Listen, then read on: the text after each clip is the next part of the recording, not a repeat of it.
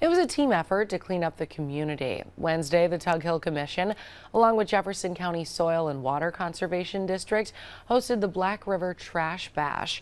The event tasked a team of volunteers with tidying up a Felts Mills Park on Cemetery Road. Over the course of about 2 hours, they picked up bottles, wrappers, and other forms of litter. In addition to beautifying the area, the event served as an educational experience centered around the danger of plastic pollution. One organizer tells us it's part of an ongoing series.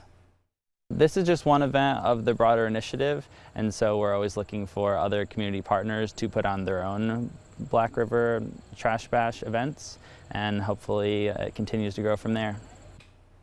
Yurdin tells us the next Trash Bash will be held in about 2 weeks as a partnership with the Lewis County Soil and Water Conservation. Things will kick off at Glenfield Elementary School.